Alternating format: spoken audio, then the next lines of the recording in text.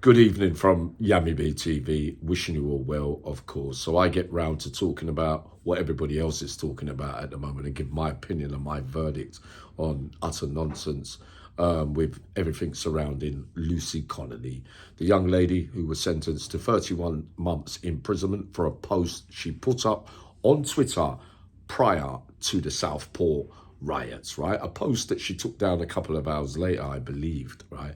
Probably done in the heat of the moment at the sad loss of our young children being murdered on our streets by a raving lunatic, right?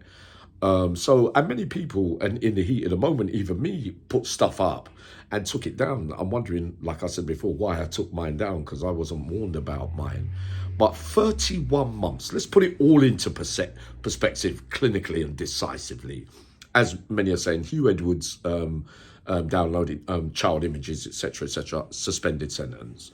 Tommy Robertson, for speaking about his views and speaking on behalf probably of what many people think in the public, gets punished by way of prison as well. Russell Brand, another one who has outspoken views as well, is getting terrorised by the authorities as well. I believe so. And also look at this: the suspended sentence for the MP that beat up one of his colleagues or somebody, an opposing member of another team, so to speak. He went to prison and got straight back out on appeal and got a suspended sentence as well. We also talk about the habitual criminals, burglars, shoplifters, all kinds of normal everyday criminals that are not going to prison for those offences. We also mention that you're letting people out on the early release schemes, yeah, that haven't even completed their sentence. We also talk about, like we brought to Yummy B TV the other day, the IPP legislation and a law that has been abolished. And people still 10 years or so over their sentences that they were originally given for a law that doesn't exist no more, still rot away in prison and they can't get out. Listen to this. She has applied for temporary release, right? She's entitled to it. She's behaved in prison. There's no problems there, right? So she's got a sick husband and a daughter to look after.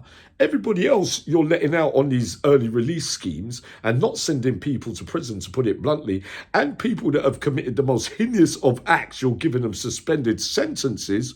You're trying to tell me you can't let out a young, loving family lady on temporary release?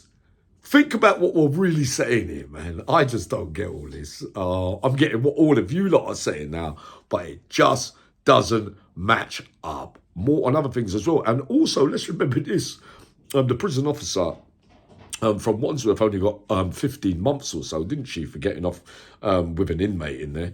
And also, interesting, what we're going to find out is Kerry Pegg has been found guilty, the prison governor of Kirkham, for having an affair with a inmate, right? So she's been found guilty. It's going to be interesting to see what she gets.